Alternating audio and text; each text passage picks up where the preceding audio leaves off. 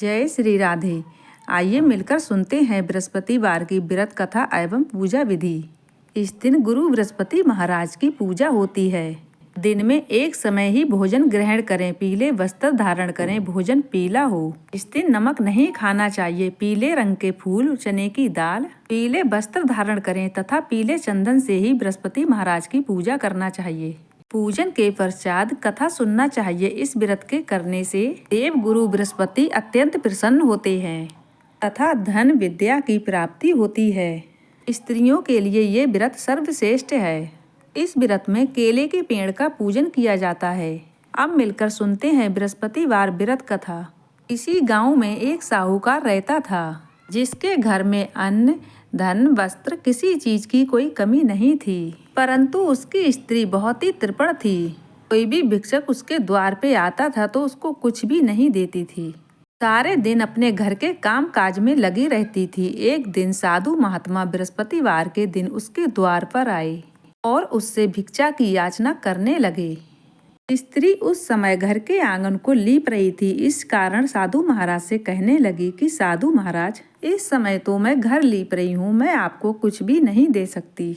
फिर किसी दिन आना। साधु महात्मा ये सुनकर वहां से खाली हाथ ही चले गए। कुछ दिनों के बाद वह साधु महाराज फिर उसके द्वार पर आए और उन्होंने फिर उससे भिक्षा मांगी। साहूकारनी उस समय अपने लड़के को खिला रही थी। कहने लगी, महाराज मैं क्या करूं, मेरे पास तो बिल्कुल भी समय नहीं है, मैं आपको भिक्षा नहीं दे सकती। साधु महात्मा उसके द्वार से फिर चले गए। तीसरी बार साधु महात्मा फिर उसके द्वार आए तो उसने फिर उनको उसी तरह टालना चाहा। फिर साधु महात्मा कहने लगे, यदि तुम्हारे पास अवकाश हो जाए तो तुम मुझे क्या भिक्षा दोगी? वो कारणी कहने लगी, हाँ महाराज, यदि ऐसा हो जाए तो आपकी बड़ी कृपा होगी। साधु महात्मा जी कहने लगे, अच्छा मैं तुम्हें एक उपाय बताता हूँ। तुम बृहस्पतिवार को दिन चढ़ने पर उठो, सारे घर में झाड़ू लगाकर कूड़ा एक कोने में जमा कर दो। चूल्हे में चौका इत्यादि मत लगाओ। फिर स्नान आदि करके अपने पति से कहो उस दिन हजामत बनवाएं। रसोई बनाकर चूल्हे के पीछे रखा करो, सामने नहीं। सायंकाल अंधेरा होने के बाद दीपक जलाओ। तथा बृहस्पतिवार को पीले रंग के वस्त्र मत धारण करो। पीले रंग की चीजों का भोजन ग्रहण करो। यदि ऐसा करोगी तो तुम्हें घर का कोई काम काज करना नहीं पड़ेगा। साहूकार ने ठीक ऐसा ही किया। बृहस्पतिवार को दिन चढ़ने पर उठी, झाड़ू लगाकर कूड़े को एक कोने में इकट्ठा कर दिया। पुरुषों ने हजामत बनवाई, रसोई बनाकर चूल्हे के पीछे रखी। ऐसा करते करते 3 बृहस्पतिवार बीते तो उसके घर में खाने को एक दाना भी नहीं बचा। थोड़े दिनों में वही महात्मा फिर उसके घर आए और उससे भिक्षा मांगी। परंतु साहूकारनी ने कहा, महाराज मेरे घर में खाने को अन्न नहीं है, मैं आपको क्या दूं? तब महात्मा जी कहने लगे, जब तुम्हारे घर में सब कुछ था तब भी तुमने कुछ नहीं दिया। पूरा पूरा विकास है तब भी तुम कुछ नहीं दे रही हो। तुम चाहती क्या हो वह कहो। तब सेठानी हाथ जोड़कर प्रार्थना करने लगी, साधु महाराज आप कोई ऐसा उपाय बताओ, पहले के जैसे मेरे घर में धन धान हो जाए। मैं आपसे हाथ जोड़कर प्रार्थना करती हूँ कि आप जैसा कहेंगे मैं वैसा ही करूँगी। तब साधु महाराज ने कहा, बृहस्पतिवार को प्रातः काल उठकर स्नान आदि से निवृत्त होकर पीले रंग के वस्त्र धारण करो तथा घर में कहो कि पुरुष इस दिन हजामत न बनवाएं। एक सायंकाल के समय घर में दीपक जलाओ, पीला भोजन ग्रहण करो। यदि ऐसा करोगी तो भगवान बृहस्पति देव की कृपा से तुम्हारी सभी मनोकामनाएं पूरी होंगी। सेठानी ने ठीक वैसा ही किया और उसके घर में धन धान पहले के जैसा ही फिर हो गया। इस तरह भगवान बृहस्पति देव की कृपा से सभी प्रकार के सुख भोग कर दीर्घकाल तक जीवित रही। प्रिय भक्तजनों, अब आइए सुनते हैं बृहस्पतिवार की दूसरी कथा। एक दिन इंद्र बड़े अहंकार से अपने सिंहासन पर बैठे थे और बहुत से देवता, ऋषि, गंधर्व, किन्नर आदि सभी सभा में उपस्थित थे। जिस समय भगवान बृहस्पति देव वहां पर आए तो सबके सब सम्मान के लिए खड़े हो गए, परंतु इंद्र अहंकार के कारण खड़ा नहीं हुआ। यद्यपि सदैव उनका आदर किया करता था। बृहस्पति जी अपना अनादर समझ के वहां से चले गए तो इंद्र बड़ा शौक हुआ कि देखो मैंने गुरुजी का अनादर कर दिया, से बड़ी भारी भूल हो गई। गुरुजी के आशीर्वाद से ही मुझे ये सिंहासन प्राप्त हुआ है। उनके क्रोध से ये सब नष्ट हो जाएगा, इसीलिए मुझे वहां जाकर क्षमा मांग लेना चाहिए। जिससे कि उनका क्रोध शांत हो जाए और मेरा कल्याण हो जाए।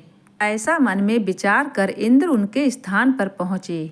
जब बृहस्पति जी ने अपने मन युग से ये जान लिया कि इंद्र अब मुझसे क्षमा मांगने आ रहा है, तब क्रोध बस उनसे भेंट करना उचित ना समझकर वहाँ से अंतर्ध्यान हो गए। जब इंद्र ने बृहस्पति देव को वहाँ नहीं पाया तो निराश होकर लौट आए। जब दैत्यों के राजा विश्वकर्मा को ये समाचार प्राप्त हुआ, तब उसने अपने गुरु शुक्राचार्य की आज्ञा से इंद्रपुरी को चारों तरफ से घेर लिया। गुरु की कृपा न होने के कारण देवता हारने और मार खाने लगे। उन्होंने ब्रह्मा जी के पास जाकर अपना सब वृतांत सुनाया और कहने लगे, महाराज, दैत्यों से हमें किसी प्रकार से बचाइए। तब ब्रह्मा जी कहने लगे, तुमने बड़ा भारी अपराध किया है जो गुरुदेव को क्रोधित किया है। तुम्हारा कल्याण इसी में हो सकता है। दृष्टा ब्राह्मण का पुत्र स्वरूपा बड़ा तपस्वी और ज्ञानी है, उसे अपना पुरोहित बनाओ, तब तुम्हारा कल्याण हो सकता है। वचन सुनते ही इंद्र दुष्टा के पास पहुँचे। बड़ी विनीत भाव से दुष्टा से कहने लगे कि आप हमारे पुरोहित बनिए, जिससे कि हमारा कल्याण हो। दृष्टा ने उत्तर दिया, पुरोहित बनने से तपबल घट जाता है। तुम बहुत विनती करते हो, इसीलिए मेरा पुत्र विश्वरूपा ने पिता की आज्ञा से पुरोहित बनकर ऐसा जतन किया कि हरि की इच्छा से इंद्र विश्वकर्मा को युद्ध में जीतकर अपने इंद्रासन पर स्थित हुआ। विश्वरूपा के 3 मुख थे। एक मुख से वह सोमपरी रता का रस निकाल के पीते थे, दूसरे मुख से वह मदरा पीते और तीसरे मुख से अनादि भोजन करते थे। इंद्र ने कुछ दिनों उपरांत कहा कि मैं आपकी कृपा से यज्ञ करना चाहता हूँ। जब विश्वरूपा की आज्ञा अनुसार यज्ञ प्रारंभ हो गया, तब एक दैत्य ने विश्वरूपा से कहा कि तुम्हारी माता दैत्य की कन्या है, इस कारण हमारे कल्याण के निमित्त एक आहुति दैत्य के नाम पर भी दे दीजिए तो अति उत्तम हो।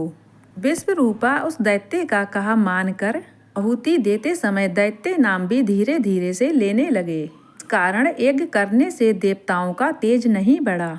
इंद्र ने यह वृत्तांत जानते ही क्रोधित होकर विश्वरूपा के 3 सिर काट दिए।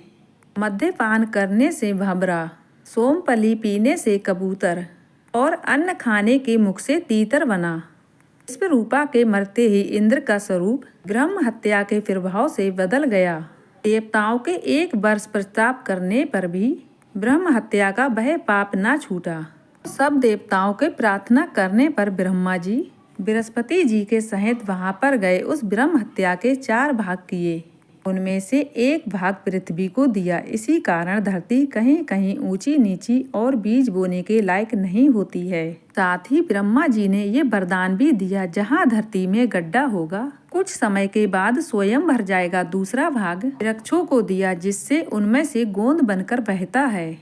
इस कारण गूगल के अतिरिक्त सब गोंद अशुद्ध समझे जाते हैं। आती वृक्षों को ये वरदान दिया कि ऊपर से सूख जाने के बाद जड़ फिर फूट जाती है। तीसरा भाग स्त्रियों को दिया। इसी कारण स्त्रियां हर महीने वृजस्वला होकर पहले दिन चांडालिनी, दूसरे दिन ब्रह्मघातिनी, तीसरे दिन धोबन के समान रहकर चौथे दिन शुद्ध होती हैं और संतान प्राप्ति का उन्हें वरदान दिया। चौथा भाग्य जल को दिया। इसी कारण त्रेन और शिवाल आदि जल के ऊपर आ जाते हैं।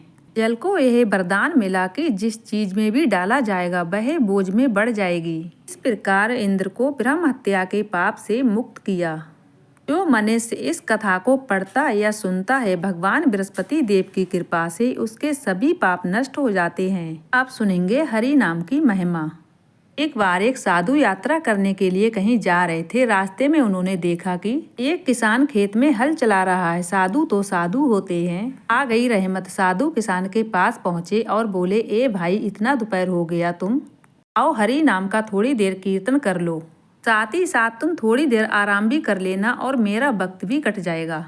किसान साधु से कहने लगा, हे महाराज, आपका रास्ता अलग है, मेरा रास्ता अलग है। आप तो रोटी मांगकर भी खा लोगे, परंतु मैं तो बाल बच्चे वाला हूँ। ये हल छोड़कर तुम्हारे पास भजन कीर्तन करने लगूंगा तो मेरा काम कैसे चलेगा। साधु किसान से कहने लगे, यदि ऐसा है तो लाओ मैं हल चलाता हूँ, तुम थोड़ी देर हरि नाम का जाप कर लो, उससे तुम्हारा भी मन शांत हो जाएगा। तब किसान बोला, बाबा आप अपने रास्ते जाओ, क्यों हमें परेशान कर रहे हो। तो महाराज कहने लगे, अरे बेटा, परेशानी तो तब होती है जो हम हरि नाम से बेमुख होते हैं। ऐसा कहकर बाबा ने किसान के हाथ से बैल की रस्सी ले ली और कहने लगे, तुम थोड़ी देर बैठ के हरि ओम का जाप कर लो, तब तक मैं तेरा हल चलाता हूँ। बाबा के बार बार कहने पर किसान बाबा को मना नहीं कर सका। उस किसान पर बाबा की बातों का बहुत जादू छा गया। तब साधु से कहने लगा किसान, ए बाबा, अच्छा बताइए मुझे क्या बोलना है। तब साधु बोले, कुछ नहीं बोलना है, हरि ओम हरे कृष्णा हरे राम, जैसा भी तुम्हें आए वैसा तुम बोलो। तो अक्षर का नाम अगर तुम बोल लोगे तो अवश्य ही तुम्हारा मंगल होगा।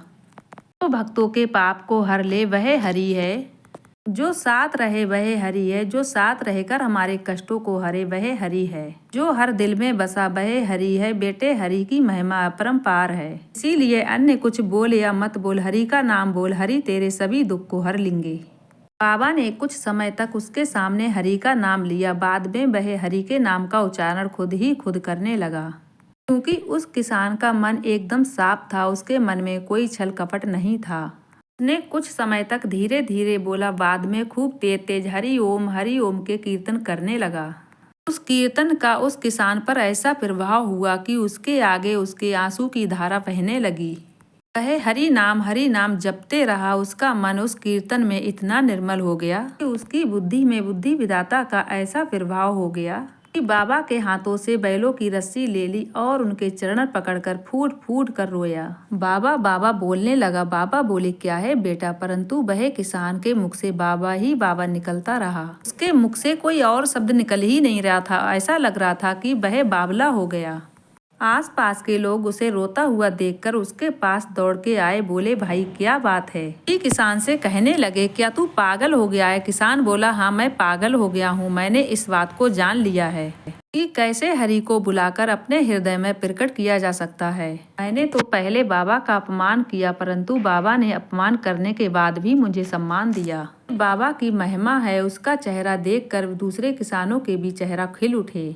उनको सारी बात समझ में आ गई। साधु ने कहा, अरे मेरी तरफ क्या देखते हो, आप लोग भी हरि ओम बोलो। फिर क्या हुआ, बाबा के ऐसे कहने पर अन्य किसान भी हरि ओम का जाप करने लगे। हाँ, जितने भी लोग थे वह सभी हरि के नाम का जप करने लगे। ऐसा करते करते स्वयं हरि को अपने हृदय में बसा लिया। वो बाबा जो थे वो कोई और नहीं थे, वो स्वयं हरि थे। क्योंकि जो किसान था वो बहुत ही निर्मल और साफ मन का था, इसीलिए भगवान हरि उसको अपनी भक्ति में रिझाना चाहते थे। स्वयं भगवान हरि ने प्रेम पूर्वक उसको अपना भक्त बनाया। भगवान हरि की सच्चे मन से पूजा आराधना करते हैं को धन वैभव पुत्र की प्राप्ति होती है। ओम नमो भगवते वासुदेवाय। जय जय श्री राधे।